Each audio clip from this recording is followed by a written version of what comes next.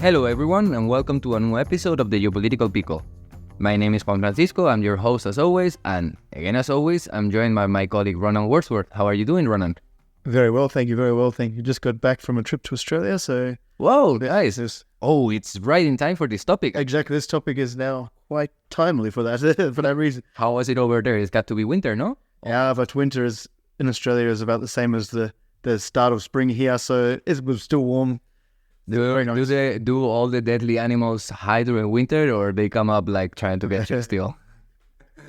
You're never safe. You're never safe.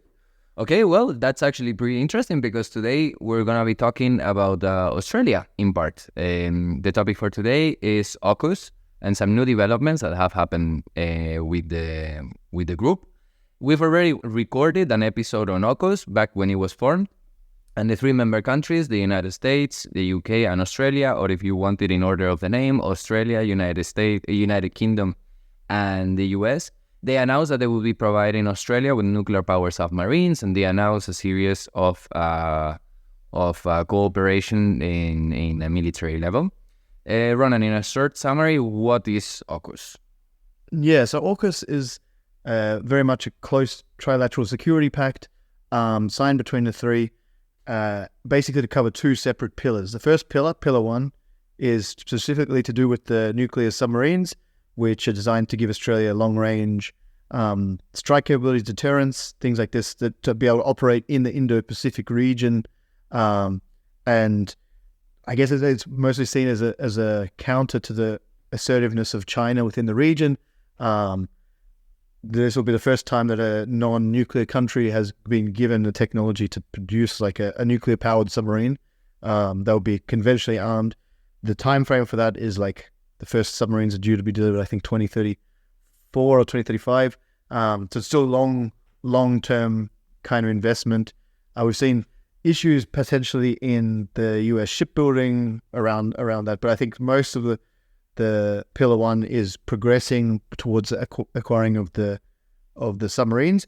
Then the second pillar, Pillar 2, is more what you're talking about with advanced capabilities, interoperability between the three forces, basically, which covers a range of things, including missile sharing technology, being able to have increased cooperability between the three forces, develop industrial bases within the countries, and to be able to also begin to use AI, quantum computing, and these sorts of things in the next generation of warfare. As we see, like traditional warfare is still applicable, but there's also additional fields which are going to become even more important down the line. Hypersonic weapons, undersea capabilities. So we haven't really touched on before, but I think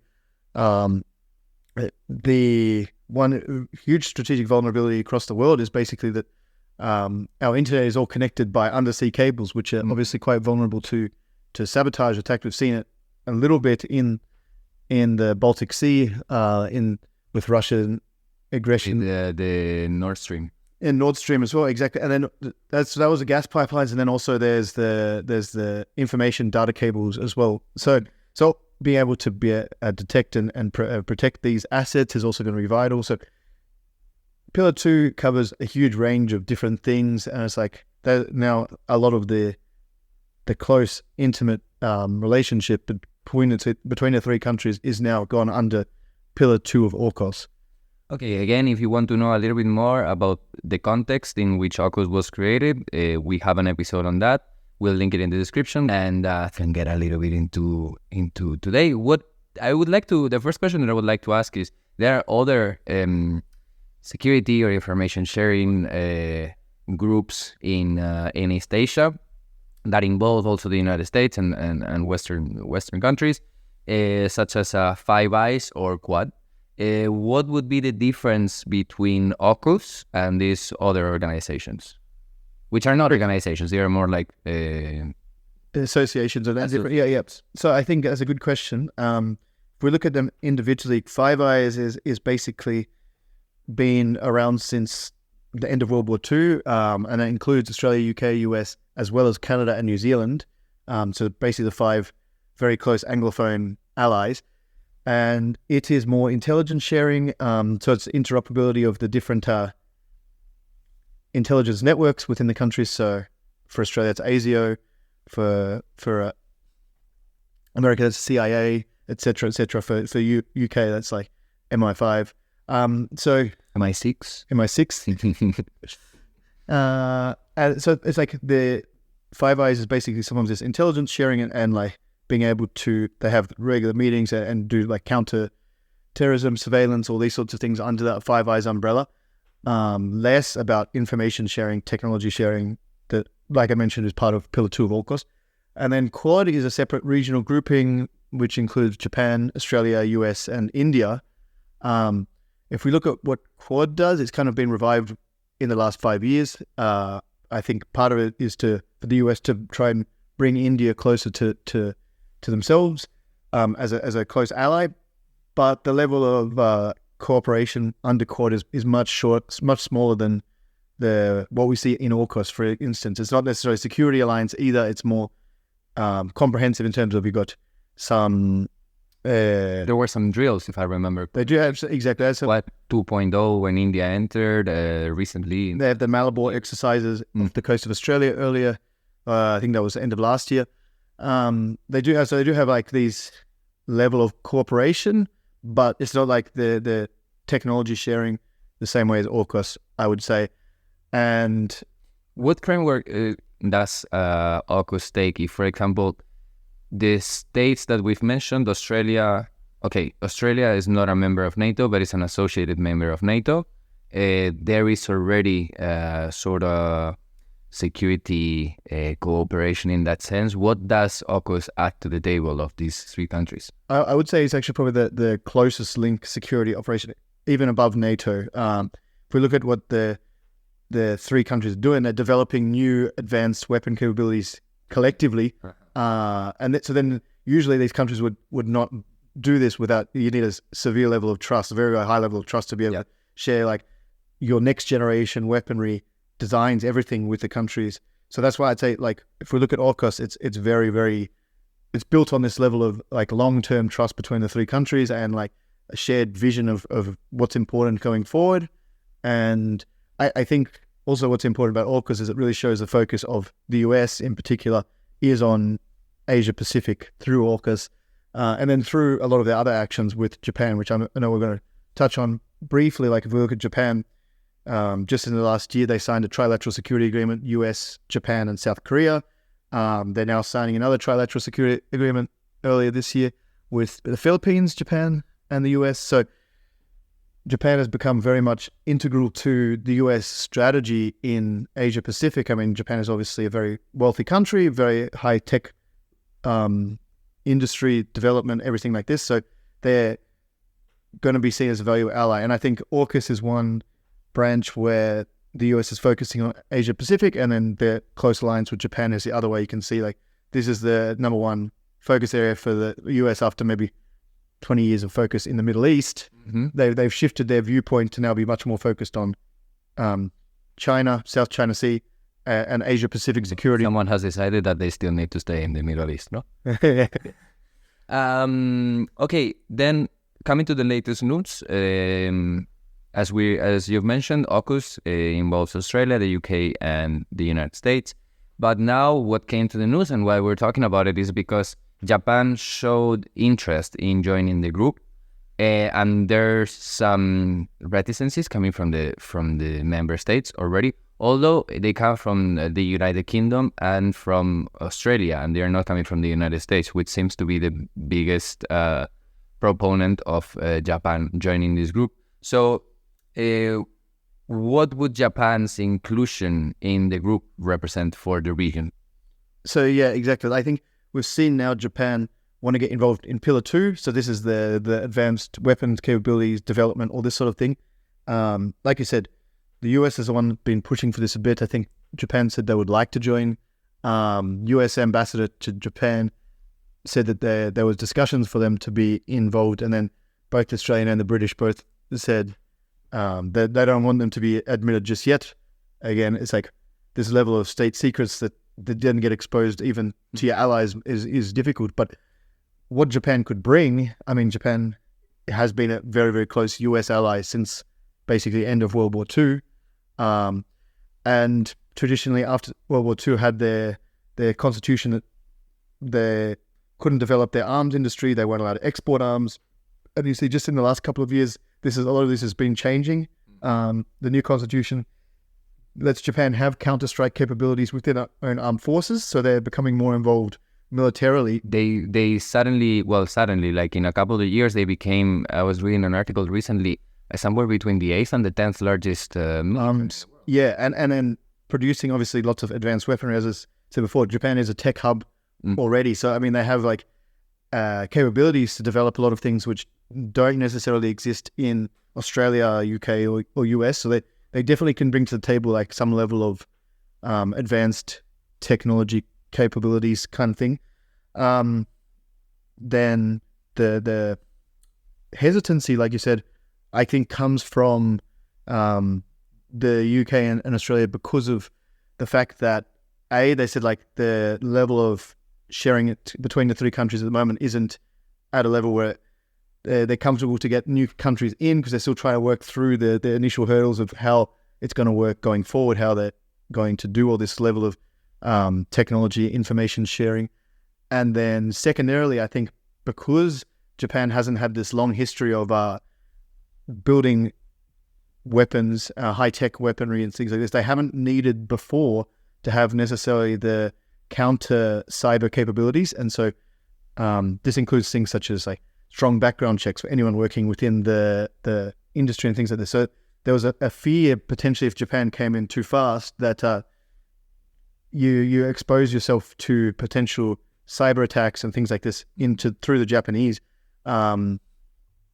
basically develop while they're still developing their counter capabilities within their own country. So I think that if we look why they haven't been admitted and why there's this hesitation, I think that's probably the main reason. Because you say they do bring a lot to the table. There is no hesitation. For example, I would understand in the case of Australia, they could share a sphere of influence with Japan, and like maybe they would collide. Is that the case, or are they not actually in that stage? No, I don't think that they see it necessarily as a competitor. I think for Australia and the UK, I think Japan is definitely a close ally, but not to the same level as they are to the United States, for instance. More like in the trust level. Exactly. So they haven't got this 50-year history of working together with the Japanese, whereas the US do have that with Japan. But yeah, the other two don't, and I think that's part of the reason why it's a hesitancy to bring them in so rapidly, I guess. As I said, we also see South Korea just recently also said that they were very much interested in joining Pillar 2 as well. New Zealand have said that they want to potentially get involved as well with Pillar 2. That's like internal politics in New Zealand, talking about whether they will or not, and Canada as well. So I think we could see AUKUS expand under this Pillar 2 umbrella, but I think it will take some time first before that's likely to happen. Okay, then, first of all, if you want to know a little bit more about Japan's security challenges and why they may be interested in joining this group, their geopolitical status, you can also check our interview to Mr. Hideo Suzuki, the Japanese ambassador to the Czech Republic, where we discussed the challenges and opportunities that Japan sees in its region and beyond. We'll also link the episode in the description so you can give it some love. Now, a little bit into what would Japan gain from this, because we're saying that Japan could provide like that technological hub that it already is. What could Japan gain? Why would Japan be interested in joining this group? Is it as deterrence to China, or does it go beyond that? Yeah, so I think there's two main things. First one, definitely, like you say, is increased fear maybe amongst Japan about a more assertive China, and so this is kind of a pushback against that, like in the sea, no, like exactly. islands and so on. Exactly, we see like they're not like they're scared of an invasion, but like no, it's more like. But like we see in South China Sea, the confrontations with Philippines have become much more regular. There's also been a lot of posturing around Taiwan, and there's always that question that people have: is China going to invade Taiwan? And like an increased Chinese military presence right next to Japan definitely is part of their thought process for igniting their military and military industrial complex within the country and trying to get that moving forward to be able to counter any Chinese threats, whether that be militarily or cyber threats or anything like that. So I think that's definitely the first part. And then the second part is the why Japan will want to join is because if you look under their new drive towards developing advanced weapons and things like that, they're doing a lot of the same things that AUKUS members are doing under Pillar 2. So there's a lot of double up, and I think they see they could both assist in the development of this stuff and I guess get assistance as well at the same time. So they're going through the same process. I think we may as well be part with our allies and do this joint collaboration together. Since it's a really loose group, because in the end, like it was announced last year, again, like I remember the trilateral press conference given by the presidents of the United States, the UK, and Australia. Like it's pretty recent, and even that dragged criticism from France because Australia was supposed to acquire some French submarines. They canceled that, and so it went in its sense. When could we see this going forward, or actually say no? Like, should we be waiting still? This is like the preliminary news, or is it like the fact that Australia and the UK would not want Japan to join now? It's a sign of like a long-lasting, just staying together, the three countries. I think we'll definitely see like beginning to involve Japan in more technological development stuff through AUKUS, and I don't think they'll become a formal member for a while. But I think it's going to take that time of like collaboration and that trust building between the countries and Japan to be able to then bring them on formally as a member. But I do think that is the pathway that I see going forward. It just will take some time, I think, for them to go, and you'll start to see them being more and more involved in development of different things. Like quantum capabilities are already a big buzzword at the moment, and like that's going forward. AI is the same, and the cyber defenses, I think, is probably one area where they want to have a lot of collaboration so that they kind of get them ready to be able to join in later with this security architecture that might be within the Japan, then developed in Japan, to be able to have that level of trust going forward. I'm sorry, but I have to say the only reason why Japan is not joining is because how do you put the Japan name in the name? Like, you could put at the start AUKUS, or with an N like Nippon, you could put like AUKUS. That would be. They definitely would need to think of a rebranding. That's the same as BRICS, right? They've got the same problem. They invited all these other countries. Now they can't.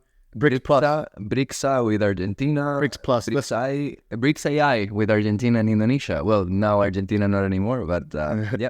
Okay, you've mentioned the other countries that may be showing interest in the group. We've mentioned South Korea showing interest, New Zealand showing interest.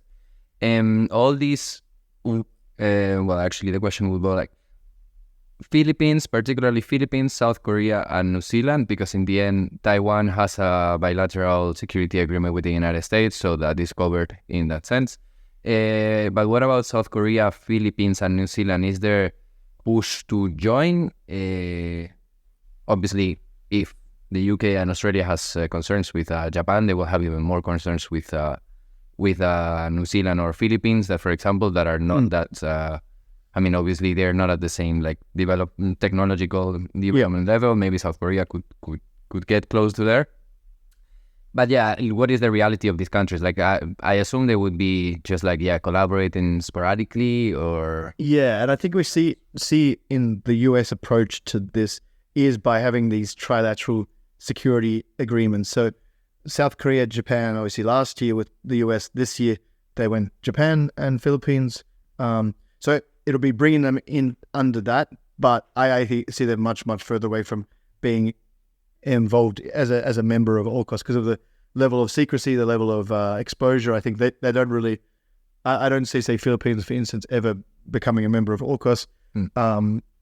What is starting to happen more, like we see actually even just this last month, Japan, Australia, and US signed a network air defense system alliance treaty as well.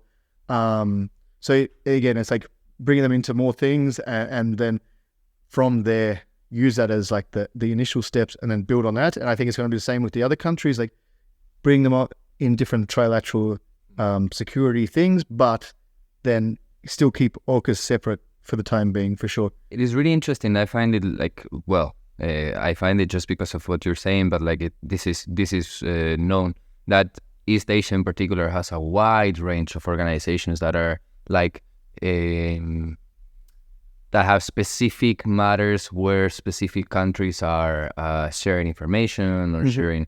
Like there's probably the part of the world where there's more of these organizations apart from the bilateral treaty. So would you see something that like it wouldn't be AUKUS, but it would be a framework where these other states can also share that information within the AUKUS framework, or by these other states, I mean, again, like South Korea, Japan, Philippines, New Zealand, Taiwan, Vietnam, even, like, would it be more realistic to think that they will join such a framework as AUKUS, or if in case the AUKUS model is successful, like maybe we can see yet another grouping of countries that are sharing up to a level of information in that sense? I think that's more likely, to be honest. If we look at the history and the track record of the US, is to try and just have these smaller groupings. By doing that, also you give yourself more flexibility, I think, within the partnership. Give yourselves a lot of meetings throughout. You certainly do give yourself a lot of meetings by doing it that way, but it gives you more operational independence, maybe, because you can share different things with one than with the other groupings, and like have these different tiers, I guess, of security architecture and alliance. So I think that's more likely going forward than them all being brought under AUKUS umbrella. Okay, then I don't know if you're missing something that you would like to say. No, I think we covered most of the stuff there. Then I think, obviously we'll keep an eye on how this develops. We'll see if Japan enters there, because I'd like to remember that even from the interview that we did to the Japanese ambassador till now, to the Japanese ambassador in the Czech Republic till now, the development of the security area in Japan has been massive. Exactly, it's been the widest in the world, probably. And I think that and Poland. The thing to continue to look for is this deepening relationship between the US and Japan. I think that's the key takeaway from all of this, is like the US now sees Japan as sort of an equal level ally as UK and Australia, the two closest allies since. Funny enough, how that interesting, and it's got to be a little bit interesting to see, like, the biggest allies of the United States are the former metropole. The former colony of the former metropole, and the country where they bombed with 2 nukes in World War II years ago. But this is geopolitics. I mean, clearly these states have other series of challenges, the United States too, so now they found obviously similar language, of course, in the case of the US, Australia and the UK, with Japan, some cultural interchange that has been going on since the end of World War II, and a lot of money, so it's interesting to see. Yes. Alliances shift and change, and it would be paradoxical to think about this several years ago. Anyway, thank you very much for listening. Again, we'll leave the links to the previous episodes so that you can have the background in the description. And this is all from us. Thank you very much, Ronan, for being here. Thank you, and thanks everyone for listening, and we'll catch you next time on the Geopolitical Pickle. Ciao, ciao.